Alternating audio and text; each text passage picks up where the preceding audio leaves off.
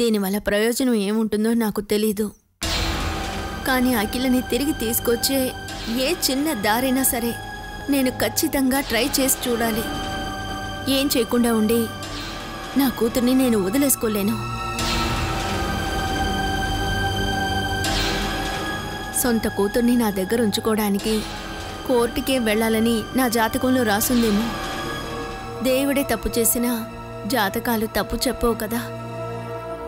జరగని ఇక కోర్టుకేం వెళతాను.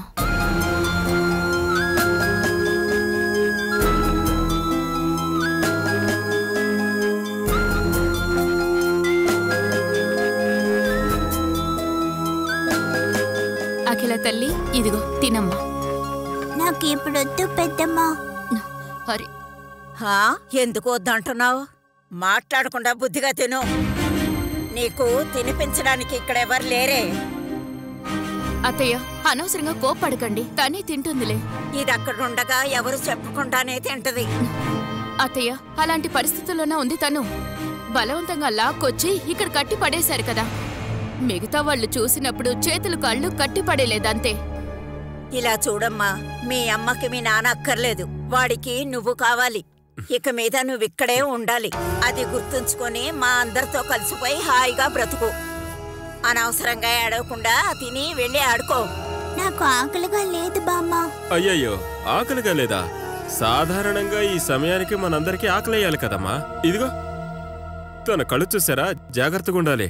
ఇవి పచ్చకమరలొచ్చే లక్షణాలుగా ఉన్నాయి. అరే మీరు వదలండి, అనవసరంగా మాట్లాడి లేని రోగం తెచ్చి పెట్టకండి. ఉన్నదే కదా చెప్తున్నా. చిన్న వయసులో నాకు పచ్చకవర్లు వచ్చినప్పుడు ఇలాగే ఉంది. అస్సలు ఆకలేసేది కాదు, మంచి నీళ్లు కూడా తాగాలనిపించేది కాదు. అంతేకాకుండా ఒక్క నెల పాటు నాకు ఆకలి కూడా వేయలేదు కదమ్మా. అందుకు బదులుగా ముగ్గురు తినే తిండి నువ్వు ఒక్కడివే హాయిగా మెక్కొచ్చావు కదరా. ఆ తర్వాత నా బాడీ మెయింటైన్ చేయాలి కదా. అఖిలా, నువ్వు ఎలా తినాలో పెదనాన్ని తిని చూపిస్తాడు, ఓకేనా? అప్పుడే నీకు తినాలనిపిస్తుంది.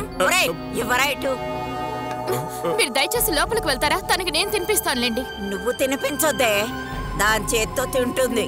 తినవే.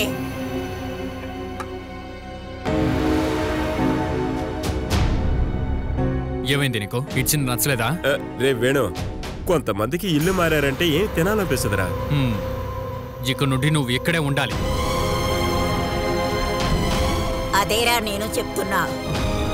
నీకు ముద్దలు తినిపించడానికి, నిన్ను చూసుకోవడానికి ఇక మీ అమ్మ ఇక్కడికి రాదు. తినవే, తినవే.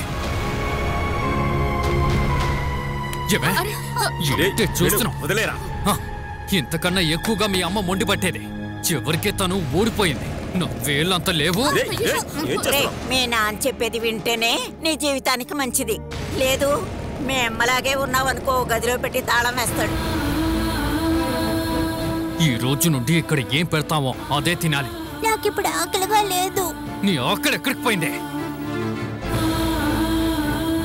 వేణు, అనవసరంగా పిల్లని భయపెట్టకు. తను తింటుందిలే, తనకి నేను తినిపిస్తాను. రే బంగారం, అది కరెక్టేరా.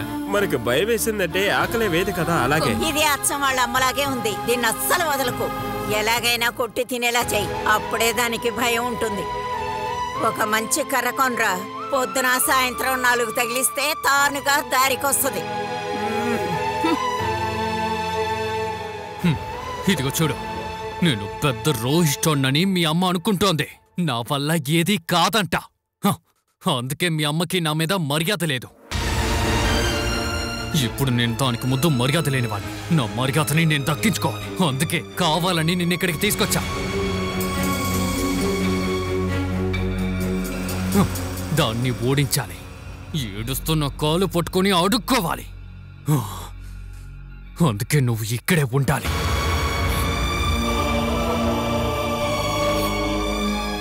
నాన్నమ్మ చెప్పింది విన్నావుగా, నువ్వు అనవసరంగా విసిగించద్దు, అర్థమైందా? నేను మళ్ళీ వచ్చేసరికి ఇది మొత్తం తినుండాలి. తినవే.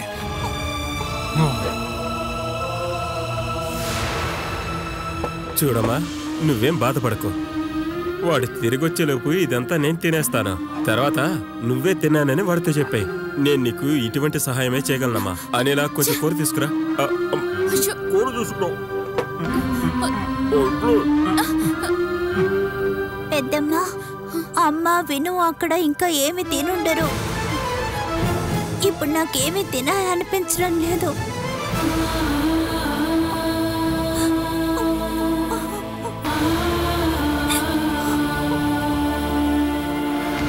వేణుబావ అఖిలని ఇక్కడ తీసుకొచ్చింది ఎవరి సపోర్టుతో? అది నువ్వు వెళ్ళి తన్నే అడుగు. ఏమండి, మీరు నాకు అబద్ధం చెప్పొద్దు. నాకు బాగా తెలుసు ఇది మీరిద్దరు చేసిన ఒక ప్లానే. ఓ అయ్యో ఆశా, ఇటువంటి ఒక ప్లాన్ గురించి అన్నయ్య నాతో మాట్లాడనే లేదు. అఖిల నాన్నతోనే ఉంటాయని బాలాకి పోలీసులకి చెప్పిందంటే ఖచ్చితంగా ఏదో ఒక కారణం ఉందండి. అదంతా ప్లాన్ చేసింది నేనని నువ్వు చెప్తున్నావా? ఇలాంటి కుట్ర పనులన్నీ మీకంటే ఎవరు బాగా చేయగలరు? ఓకే, నేనే వేణు అన్నకి చెప్పి ఆ పాపని ఇక్కడ తీసుకురమ్మని ప్లాన్ చేశాను. ఓకేనా? ఓకే కాదు, అసలు ఎందుకు ఇలా చేస్తున్నారో చెప్పండి. ఏమే, మన ఇద్దరిని విడదీయడం కోసమే కదా నాకు అక్రమ సంబంధం ఉందని బాలా నీతో చెప్పింది. మనం ఇలా సంతోషంగా నవ్వుతూ మాట్లాడుకోవడం తను చూసి ఏమాత్రం సహించలేకపోయింది. అసూయ. కానీ తను అనుకున్నట్లు ఏమీ ఇక్కడ జరగల. అది నాకు మీ మీద నమ్మకం ఉండటం వల్ల. ఏదైనా జరిగిందంటే నేనే మిమ్మల్ని చంపేస్తాను. ఊరుకోవే, ఈ ప్రపంచంలో నేనిష్టపడ్డానికి నన్నిష్టపడ్డానికి పుట్టిన ఒకే అమ్మాయి నువ్వే. నీలాగా ఇంత అందంగా ఉండే అమ్మాయిని నేనిప్పటి వరకు చూడలా.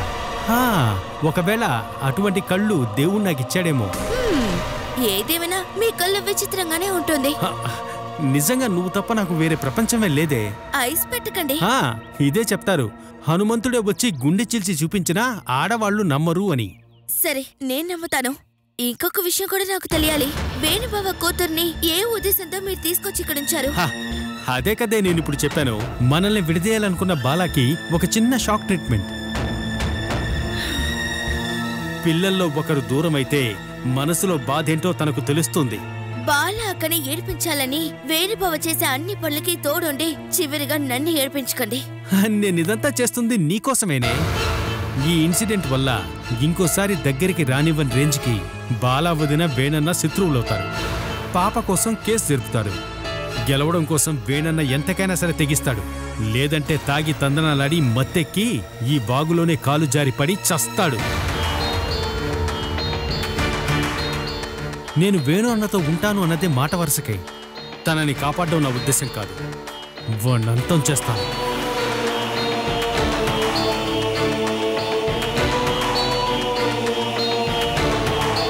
చిన్నప్పుడు నాన్న చెప్పిన ఒక వాక్యం ఉంది.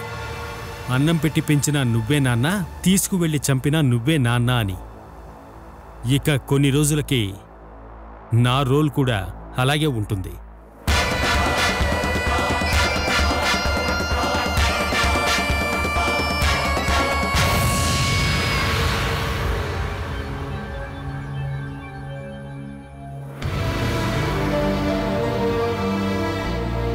ఆడపిల్లలకి మామూలుగానే తండ్రి మీద కాస్త ప్రేమ ఎక్కువ ఉంటుంది. అందుకని పిలవంగానే వెళ్ళుండొచ్చు. తనకి వాళ్ళ నానంటే భయం అండి. అదెలా కరెక్ట్ అయి ఉంటుంది? పోలీసులతో వెళ్ళినప్పుడు నాన్నతో ఉన్నాననే కదా తను చెప్పింది. భయం ఉండుంటే అలా చెప్పదు కదా. బెదిరించి అలా చెప్పించుండొచ్చు కదా. దానికి ఆధారం లేదు కదా. మనం కావాలంటే పాపని బెదిరించి సంబంధం లేకుండా తీసుకెళ్లాడని ఒక కేసు ఫైల్ చేయొచ్చు. కానీ కోర్టులో మెజిస్ట్రేట్ అమ్మాయి వాక్కుమూలం అడిగితే నా ఇష్ట ప్రకారమే నేను నాన్నతో వెళ్ళనని చెప్తే గనక మీరు ఎంత ఖర్చు పెట్టి కేసు వేసినంత వేస్ట్ అయిపోతుంది. నాకు నా కూతురు దక్కడానికి ఏమిటి సార్ మార్గం? పాప వయసు 5 ఏళ్ళ లోపల ఉంటేనే తన తల్లితో పంపిస్తారు. అని ఇప్పుడు అలా కాదు కదా. ఇప్పుడు ఇందులో ఇంకొక సమస్య కూడా ఉంది. తండ్రి జైలుకు వెళ్లిన టైంలో అమ్మ పాపని చాలా ఇబ్బంది పెట్టిందని చెప్తే అది తట్టుకోలేక పాప తండ్రితో వెళ్ళిపోయిందని చెప్తే మీ ఆయన మీ మీద కేసు వేస్తే మీరే నిందితులవుతారు.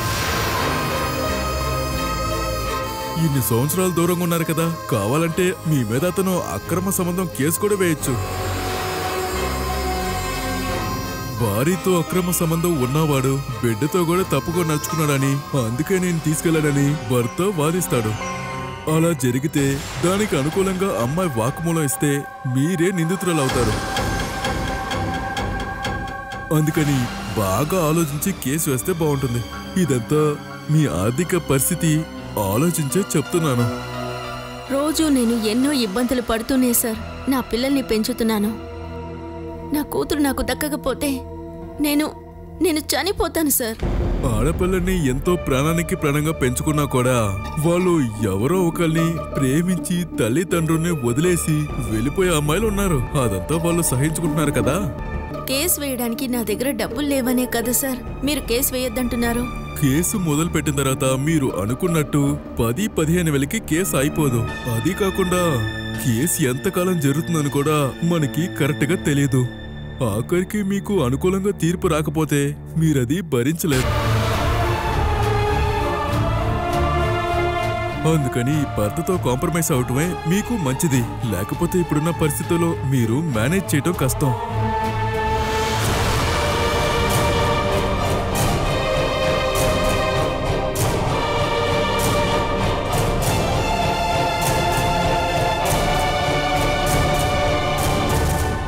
అడ్వకేట్ ని చూడడానికి వెళ్ళినప్పుడు నాతో ఎందుకు చెప్పలేదు?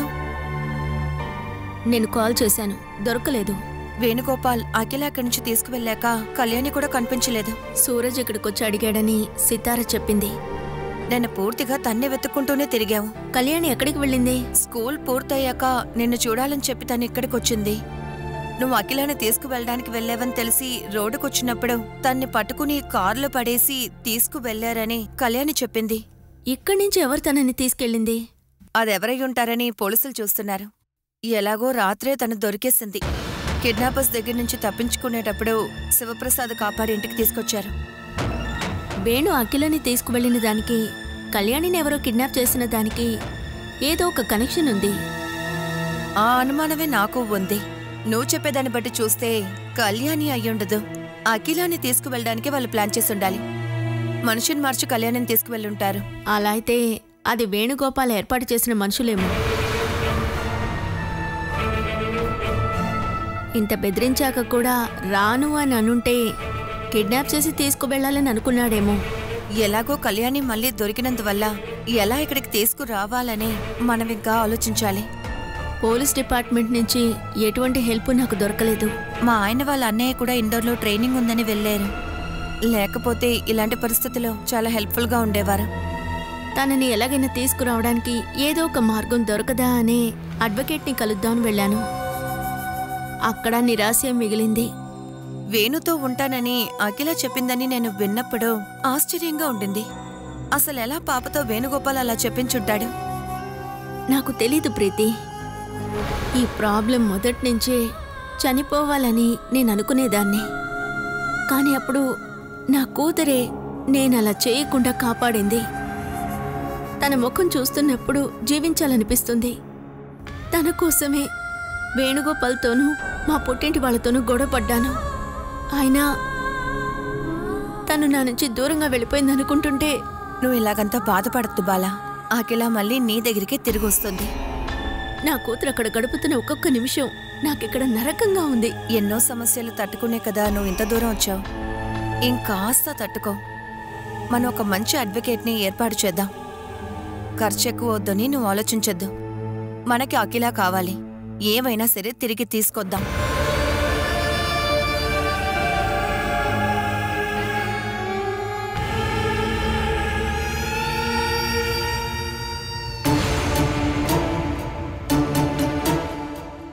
ఎరా బాలా వకీల్ని కలవటానికి వెళ్ళింది. పెళ్ళైన కోర్టుకి తీసుకెళ్లాలంటే తప్పకుండా తీసుకెళ్లాల్సిందే. ఎక్కడికైనా తీసుకెళ్తాను. అమ్మ తమ్ముడు ప్రాణాలతో బతుకుండాలని అనుకుంటుంది కాబట్టి ఖచ్చితంగా నా మాట కాదనదు. ఎరా నీ మాట వింటూ వెళ్ళదంటే ఎలారా? తను ఉండే కొద్దీ పెద్ద సమస్యలా మారుతుందిరా. తను నువ్వు ఒంటరిగా వదిలిపెట్టి నువ్వేదైనా పనికి వెళ్ళగలవా చెప్పు? ఇక్కడ మీరున్నారు కదా. ఓ అర్థమయ్యింది. మేమున్నామని చెప్పే అఖిలాని ఇక్కడికి తీసుకొచ్చి పెట్టావా? రే వేణు, నేను నీకు ఒకటి చెప్తున్నాను విను. ఈ పిల్లలను చూసుకోవటం నాకు అసలు సెట్ అవుతావు. రే అమ్మొస్తుందిరా. ఒరే వేణు, నీ కూతురు ఏం తినకుండానే అక్కడ పెరిగిందా? నాకంటే మీరే కదా ఎక్కువ రోజులు అక్కడ ఉన్నారు. అందువల్ల నాకన్నా మీకే తను ఏం తింటుందో తినదో బాగా తెలుసు. అది ఏమీ తినకుండా ఉపవాస దీక్ష చేస్తోందిరా. పొద్దుటి నుంచి అది మంచినీళ్లు కూడా ముట్టుకోకుండా కూర్చుంది. అరే బంగారం, తను ఏమీ తినకుండా తనకి ఏదైనా ఆరోగ్య సమస్య వస్తే దానికి నువ్వే బాధ్యత వహించాలి. నువ్వు వెళ్ళి దాని పక్కన కూర్చొని దాన్ని బాగా భయపెట్టకపోతే ఏది తినేలా లేదు. రే తను నీ కూతురని నేను చెప్పట్లేదు. బాలా ఎలా అయితే ఉంటుందో అచ్చు గుద్దినట్టు తను అలా ఉంటుంది. నోరు తెరిచిందంటే పొగరగానే మాట్లాడుతుంది.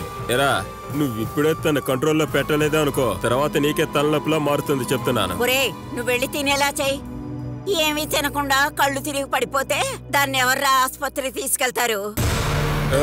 నన్నలా చూడకో. నాకీ ఒళ్ళుంది అంతే, కానీ చిన్నపిల్లలు చూసుకునే మనసు మాత్రం ఈ ఒంట్లో లేదురా, నిజం చెప్తున్నాను. మీరు రండమ్మా, తను ఎలా తినకుండా ఉంటుందో నేను తేలుస్తాను. అమ్మా అమ్మా రా. తను కోపంలో అన్నం మొత్తం నోట్లో కుక్కితే ఊపిరాడక చచ్చిపోయిందంటే మనందరం స్టేషన్కి వెళ్ళి ఇదిగో ఇలా కూర్చోవాలి. పద పద పద పద పద.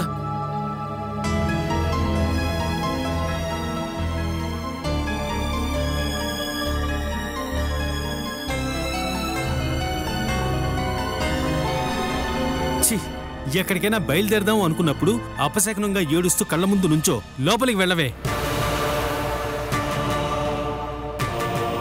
ఏంటి అలా చూస్తున్నావు?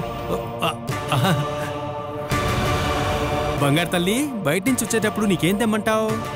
నువ్వు ఏమి చేయకుండా మూసుకునుంటే చాలు. ఇప్పుడు తను మనింటి పిల్లే కదా, ఏం తక్కువ కాకుండా మనమే కదా చూసుకోవాలి. అదంతా నేను చూసుకుంటానులే. నీకేంటి ఆకలిగా లేదా? హాస్పిటల్కి ఏదైనా తీసుకువెళ్ళాలా? నాకు బాగా ఆకలిగా ఉంది. రా మన ఇద్దరు కలిసే తిందాం. నీకు ఏవే ఇష్టమని నాన్నకి చెప్పు, ఇక నుండి అవే వండమంటాను. పులిలా మాట్లాడి పిల్లిలా చేస్తున్నాడంటే?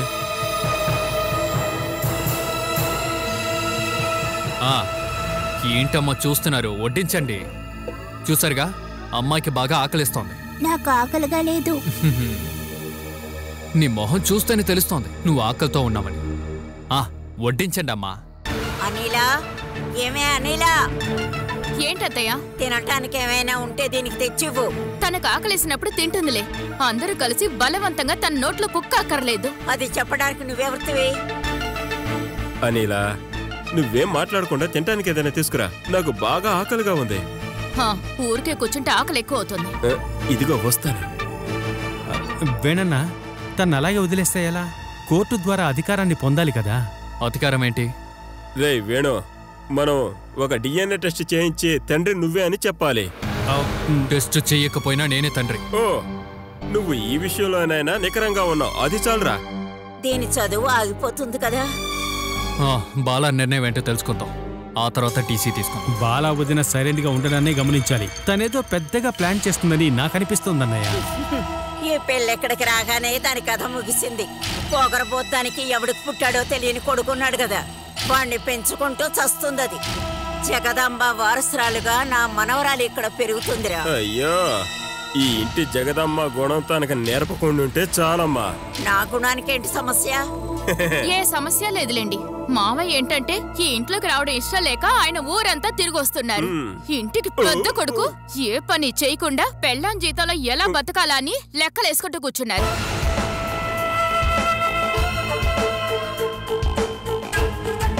ఇంకా రెండో కొడుకు ఏ విధంగా భార్య పిల్లల్ని కష్టపెట్టాలో అంతా కష్టపెట్టేసి ఇదిగో ఇప్పుడు ఈ పిల్లని ఇక్కడికి తీసుకొచ్చి పెట్టాడు. ఇంకా మూడో కొడుకు పెద్ద దొంగ. అమ్మని, అన్నల్ని, భార్యని, అంతెందుకు సొంత బిడ్డనే మోసం చేసి తన సుఖాన్ని, సంతోషాన్ని మాత్రమే వెతుక్కుంటూ వెళ్తున్నాడు. ఇంతకు మించి ఇంకేం గుణం కావాలేంటి ఇక్కడున్న వాళ్ళకి? ఈ గుంపులో చేరి ఈ బిడ్డ జీవితం నాశనం అవ్వకూడదనే నేను కోరుకుంటున్నాను. బిడ్డను తనకు అప్పగించకపోతే బాల ఇంటి ముందుకొచ్చి తగలబెట్టుకోవడం మీరందరూ చూస్తారు.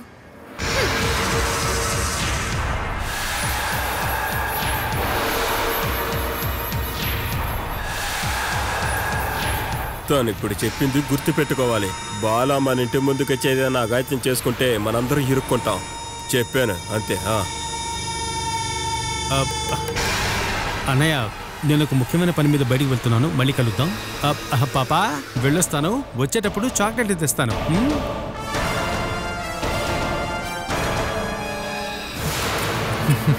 నువ్వు ఇవన్నీ పట్టించుకోకమ్మా, మనకి భోజనం వస్తోంది. నువ్వు కడుపు నిండా తినాలి.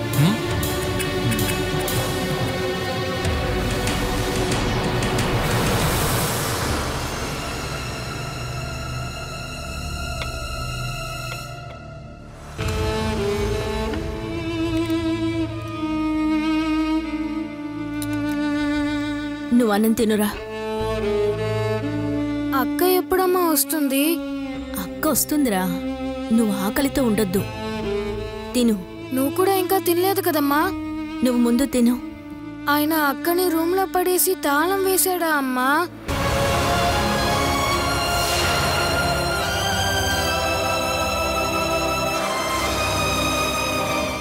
వేణు, నీకు బాలాకి మధ్య ఉన్న గొడవల్లో అఖిలానిలా లాగి తన జీవితాన్ని నాశనం చేయకు. అఖిలాన్ని తీసుకువెళ్ళి బాల దగ్గర వదిలిపెట్టు. అంతా మర్చిపోయి తనతో బతకాలని కదా వచ్చాను, కానీ దానికి అది నచ్చట్లేదు. వేణు, బాలాతో పిల్లలిద్దరితో నువ్వు ప్రేమగా బ్రతకాలని నువ్వు అనుకుంటే తను మనస్ఫూర్తిగా నిన్ను స్వీకరిస్తుంది. నువ్వెవరే వీడికి చెప్పడానికి? నా కొడుకు అది అక్కర్లేదు. ఓహో, బాలా వద్దు, కానీ తన కన్న కూతురు ఇక్కడ పెరగాలంట. ఎప్పటికీ ఆర్ని పచ్చిగాయంలా కూతురి జ్ఞాపకాలు తన్ని గాయపరుస్తూనే ఉండాలి. అప్పుడే నేను జైల్లో గడిపిన 8 సంవత్సరాల బాధలో 10 రెట్లైనా అనుభవిస్తుంది. ఈ 8 సంవత్సరాలు తను బయటుండి అనుభవించింది నువ్వు అనుభవించిన శిక్ష కన్నా పెద్ద శిక్షే. హే, నువ్వు దాన్ని అంత గొప్పదాన్ని చెయ్యద్దే. అది ఎలాంటిదో నాకు బాగా తెలుసు. అఖిల ఎప్పుడూ నా చేతిలో ఉంది, బాలాకి ఎప్పటికీ దక్కదు.